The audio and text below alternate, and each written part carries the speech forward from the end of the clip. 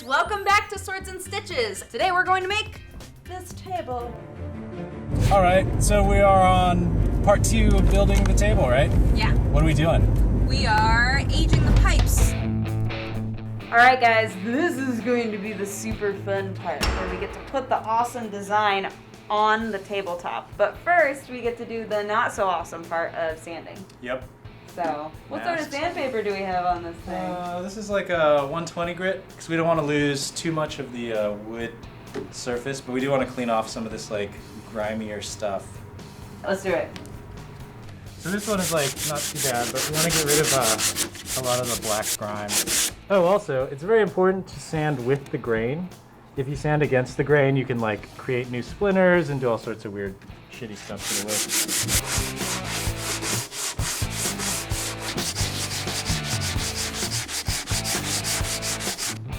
Okay, that's pretty good. Let's cut this off though. Yeah, that guy needs to go. This guy? Sorry, buddy. Oh, God. Oh, God. All right, it's more character. Even more character. The nice thing about doing this kind of rustic, sort of Monster Hunter like handcrafted stuff is that you don't have to sand it real nice because it's supposed to look kind of like driftwoody and cobbled together. You want each piece of wood to look like it has its own character. Although I will say, I recognize this wood. This is the wood that's really hard to burn, and I hate it already. So. Now we're going to transfer the design onto the wood. So the way that we did this, and you can do this many, many different ways. The way that we decided to do this was we printed our design onto a transparency. So this is the Monster Hunter 3 try symbol. I really, really wanted to do it, and Aaron said, can we please do something less complicated? And I said no. And it turned out to be not so bad. Yeah, and it turned out really cool, so very glad that I stuck to my guns. But we're gonna do this exact same thing, except I think we've decided to try making it a little bit bigger this time. Because, you know, this is our second try, we gotta go big, right? So, you just put the transparency on your handy dandy projector that I know you all have at home. But you can get one for super cheap at like a thrift store. Oh yeah, for sure, because teachers don't use projectors anymore. Oh, we should probably also plug it in. Oh. That's true. Yeah! Okay, and then we can just center it up like this, right? Is that like roughly centered? Yeah, I think that's right. That's roughly centered. Yeah, it's about centered. Yeah. All right. Nose to head. Okay. Nose to tail. All right. Okay. So now we get to do the super fun process that is so time consuming. This whole putting the design on here is so time consuming. Yeah. So we trace this design on here. The first time we did it in charcoal, but I feel like the kind of waxiness of the charcoal made it really hard to burn through. But it made it really easy to see. So this time we're going to do it in pencil and see if that helps with the burning part of the process. Pencil or pen? I have a pen. Do you think pen is Ballpoint okay? Pen is probably fine. Okay.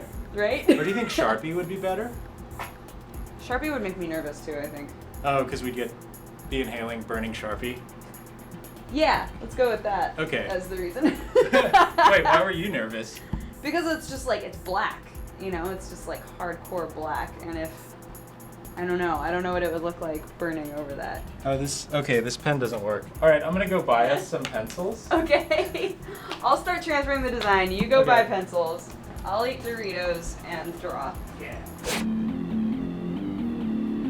I also have a second transparency that I like to just have here so that when I'm going, what is this shape? I can figure it out and draw from it. So every now and then you're just gonna be like, I don't know what that's supposed to be. And if an area needs to be colored in, either color it in yourself or come up with some sort of code for yourself, like put a B in that area so you know, oh, that all needs to be burnt, you know, sort of a thing.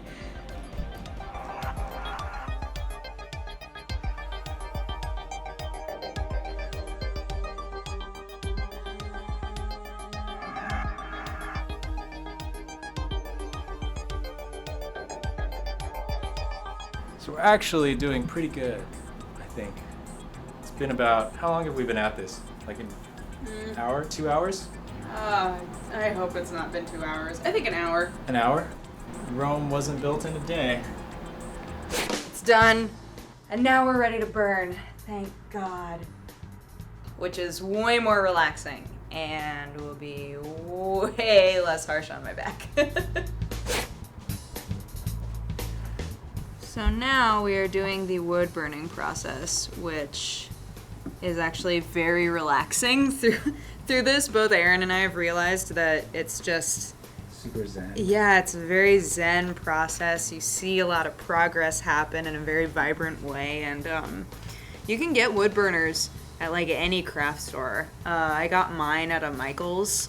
Aaron got his on Amazon, and his is way better than mine, but mine is still, you know, Still pretty good. Just as effective, yeah.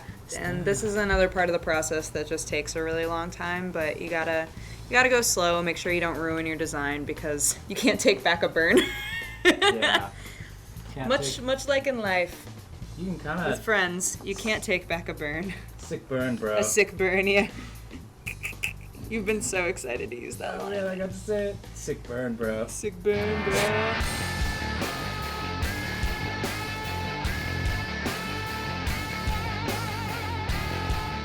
Is it going really good? It's going real good, yeah. How's yours? Yeah, going? mine's actually burning pretty easily too. I feel like it's the pencil, dog. You think so? Dog, I think it's the pencil, yeah. Here's a tip: if you're wood burning and you make a mistake, so you can see I kind of like missed the line here.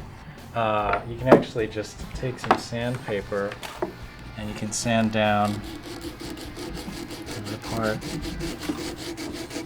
where you made a mistake, and it'll kind of like take the burn part out. It's sort of like when you burn toast and you like take a butter knife and you kind of scrape the burn part off. Have you ever done that? Do you ever do that? No? I don't eat toast very often. Oh, okay. I also don't mess up very often, so. Yeah. Sick burn. Sick burn, bro.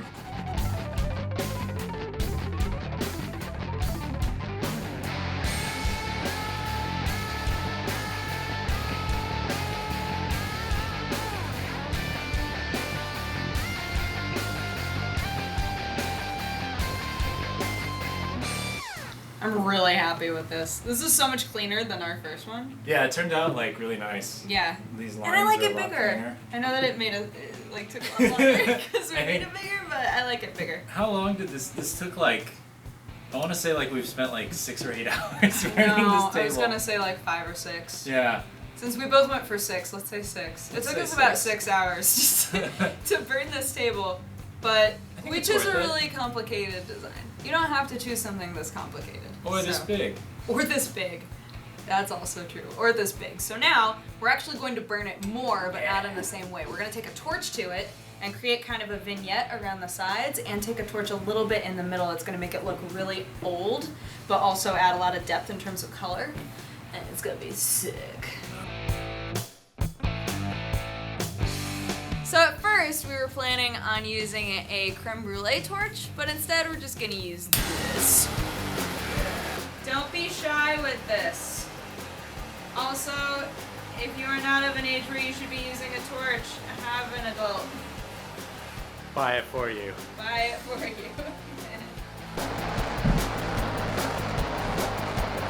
So basically what I'm doing is I'm darkening up these corners, much like a vignetted photo. So I'm trying to make the sides as dark as I can. So like I kind of want the sides to be almost the darkest part of the burn. But be careful that you don't set everything on fire. Yeah, there are a lot of people that just just with normal wood that they'll buy at the store, they'll take a torch to it because it brings out, really brings out whatever grain there is in the wood. And like on the side here, you can see like how cool the pattern winds up being. So some people like to just burn it and then stain it that way. And you get like this really cool dark contrast in your stain that a lot of people really, really like. And I honestly really like the look of it too.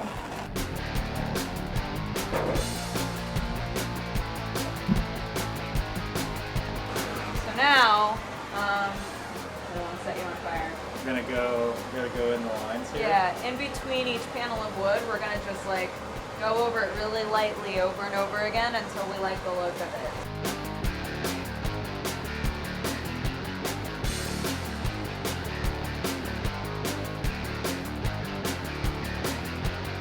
basically not only did we use the torch to, make the vignette, we were also able to use it to kind of bring the contrast down on some of the wood.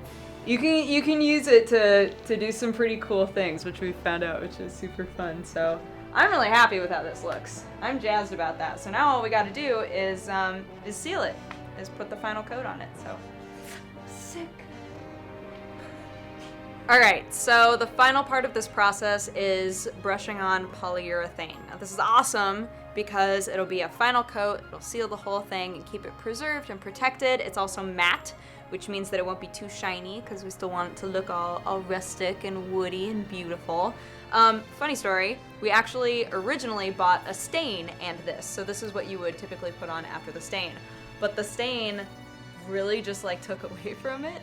So we wound up not using it. We only used the polyurethane. So it worked great on that one. That's what we're gonna do on this one as well.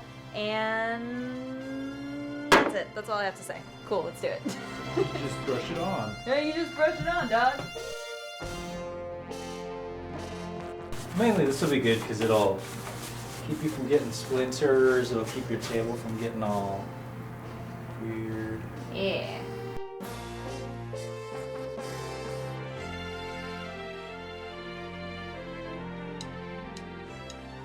So what did we learn from this thing?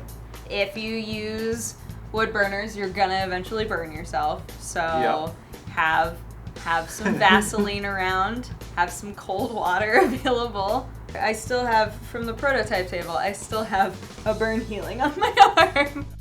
When you're transferring your design, have a solid projector, have a solid table. Yeah, just make sure that you're not gonna lose sight of where your stencil is. Oh, another thing you might want to do is really sand the wood down. If you have a really rough surface, it'll push your iron around as you try to drag it across a line. And do something super cool. Yeah. Because it's worth it. It's worth it to choose something, even if it feels too complex. It's totally worth it because of how sick it looks when you're done. Yeah, 6 hours later, you'll be really glad. Yes, 6 hours later, you'll be like, I did a thing. It looks pretty good.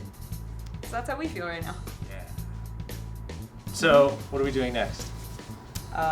Next is putting it all together, right? I would play us out with the Monster Hunter theme, but then we would get content ID and have to take down the What, video. even for just a sec?